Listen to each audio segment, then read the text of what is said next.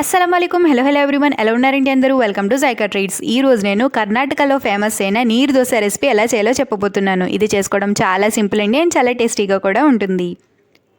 దీనికోసం నేను ఇక్కడ 2 కప్పుల రేషన్ బియ్యం తీసుకుని క్లీన్గా వాష్ చేసుకుని రాత్రంతా దీన్ని నానబెట్టడానికి ఉంచేశాను. తర్వాత ఒక కొబ్బరి తీసుకుని చిన్న చిన్న ముక్కలుగా కట్ చేసుకుని పెట్టుకున్నాను. ఇప్పుడు ఈ నానిన బియ్యం అండ్ కొబ్బరితో కలిపి మిక్సీలో వాటర్ యూస్ చేసుకుంటూ ఇలా స్మూత్గా మనం రుబ్బుకోవాలి. ఎక్కడ గడ్డలు లేదా బరకగా ఉండకుండా స్మూత్గా మనం దీన్ని రుబ్బుకోవాలండి. రుబ్బిన తర్వాత రుచికి సరిపడా ఉప్పు వేసి కలుపుకోవాలి. ఇక్కడ నా దగ్గర 1/2 కప్ పిండి వచ్చింది కదండి, దానికి సగభాగం బౌల్ నీళ్లు పోసి బాగా కలపాలి. అంటే పిండి కన్సిస్టెన్సీ ఎలా ఉండాలంటే నీరులాగా జారుగా పల్చగా ఉండాలి. అప్పుడే నీరు దోశ పర్ఫెక్ట్గా వస్తుంది. తర్వాత ఒక తవా తీసుకుని బాగా వేడి చేసి పైన మనం ఉల్లిపాయను రుద్ది దోశని ఇలా వేసుకుంటే స్ప్రెడ్ చేసుకోవాలి.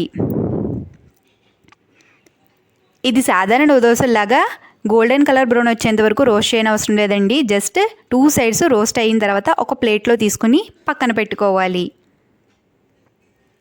దోశ వేసే మనం ప్రతిసారి పిండిని మనం పైనుంచి కిందకి కలిపి జస్ట్ పైన ఉన్న తీట మాత్రమే తీసి దోశని మనం వేసుకోవాలి.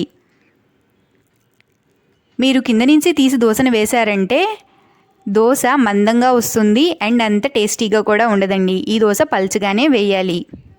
మీరు కావాలంటే పైన ఆయిల్ వేసుకోవచ్చు, 1 or 2 డ్రాప్స్. లేకుండా కూడా ఈ దోశలు చాలా టేస్టీగా ఉంటాయి. సో నేను ఇక్కడ ముందు వేసిన దోశ ప్లేట్కి స్టిక్ అవుతుంది కదండి, కాస్త మీరు ఒక 10 to 20 seconds వదిలారంటే దోశ స్టిక్కీనెస్ వదిలేస్తుంది.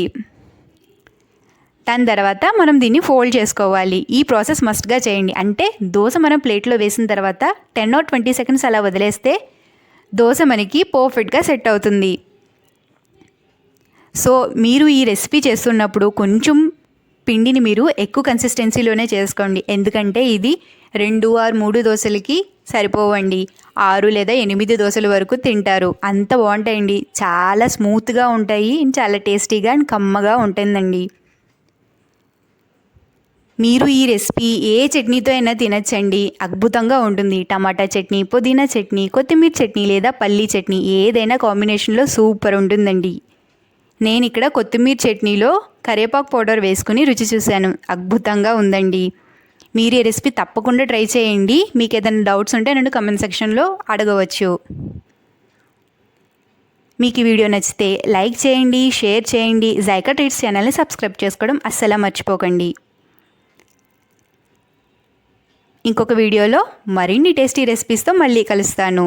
Thank you so much everyone.